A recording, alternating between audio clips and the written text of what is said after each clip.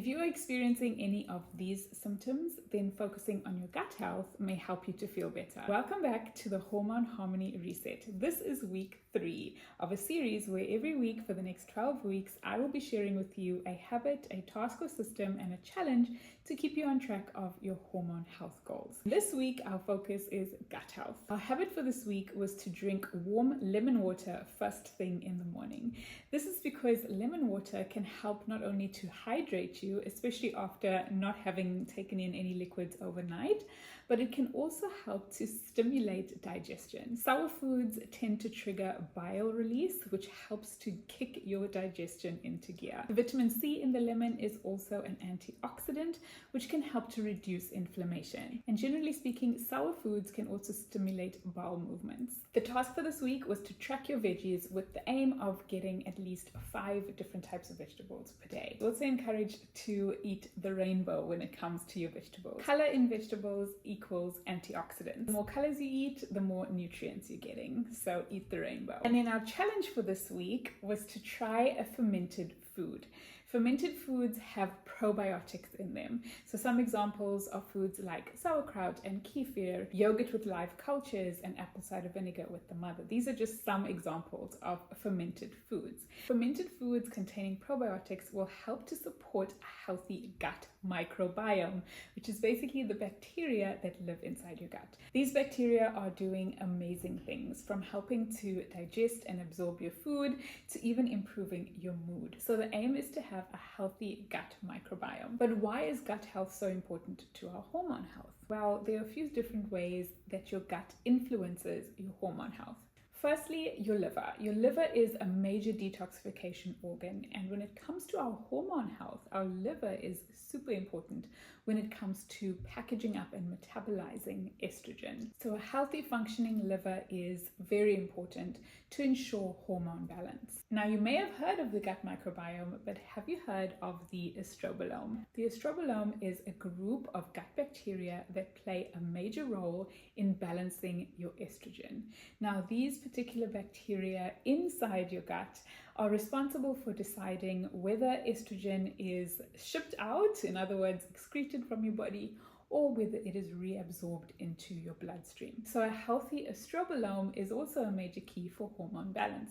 Now, as part of liver detoxification, the liver packages estrogen that is no longer needed and makes it water soluble and sends it to the gut for excretion. Now, the bacteria in the estrobolome are responsible for producing an enzyme known as beta-glucuronidase.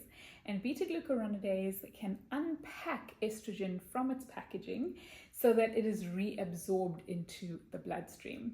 Now, a healthy estrobolome means that your estrogen will be in balance.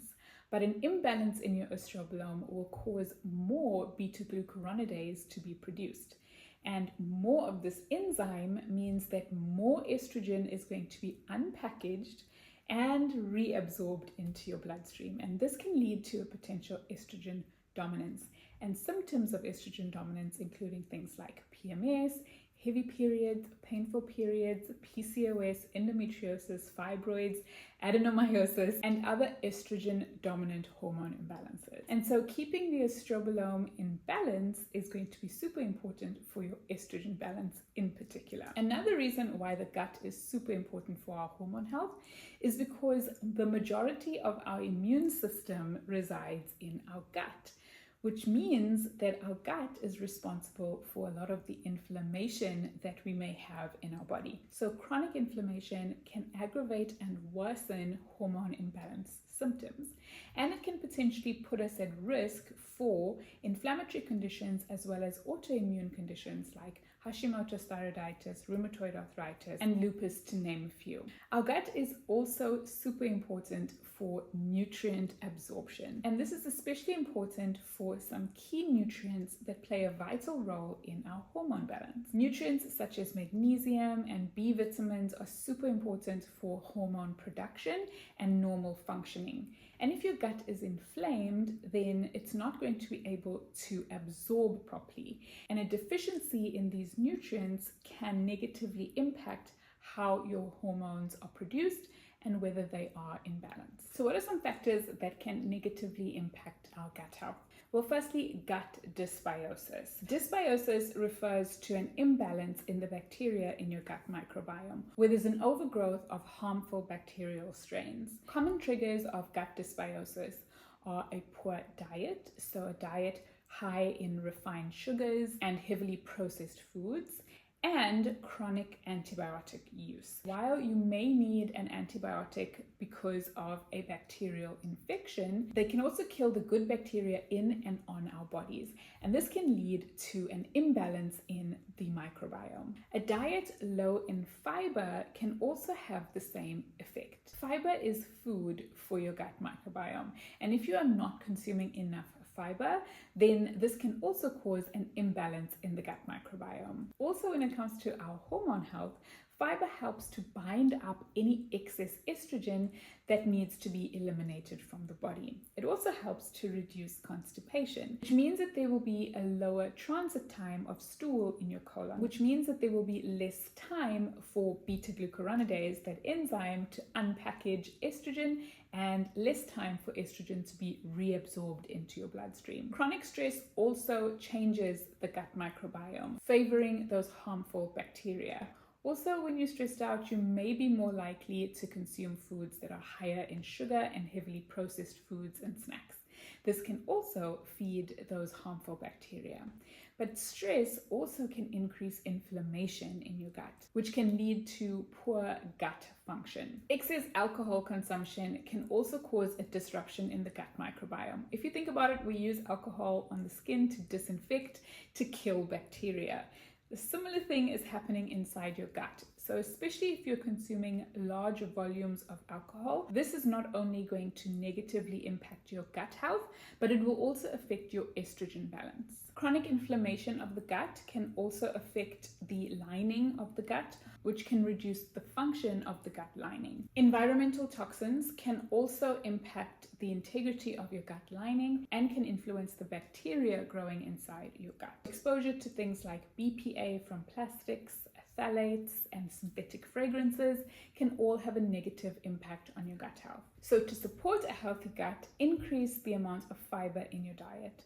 In particular, try to avoid heavily processed foods that have had their fiber eliminated from them, and increase non-starchy vegetables. In particular, when it comes to estrogen balance, including cruciferous vegetables like broccoli, cabbage, cauliflower, bok choy, Brussels sprouts. Cruciferous vegetables are fantastic for helping to maintain estrogen balance. So especially if you're experiencing constipation, adding in these non-starchy vegetables, and especially cruciferous vegetables, can really help to support estrogen detoxification. Try to reduce the burden on your liver. So any unnecessary medications, perhaps you're taking a lot of over-the-counter medications that you don't need, or even excess alcohol and highly processed foods and very sugary foods, especially sugar in drinks, can place a huge burden on your liver. Trying to reduce some of these will really help to improve your liver's detoxification capabilities. But also, including foods in your diet that help to support liver function and detoxification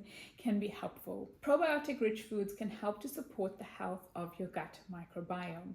So making it a habit of including these types of foods in your diet can really help to support your gut health in the long run. Taking a good quality probiotic may be helpful, especially lactobacillus and bifidobacterium strains. Last week we spoke about reducing sugar. This will help to reduce the population of any harmful bacteria that are growing in your gut so that the healthy bacteria can take over. It will also help to reduce inflammation, which will improve nutrient absorption. Stress management is also super important when it comes to your gut health, and we will be focusing on this in an upcoming week. So that's a wrap for this week. Please let me know if you have any questions in the comments, and don't forget to follow along on TikTok and Instagram.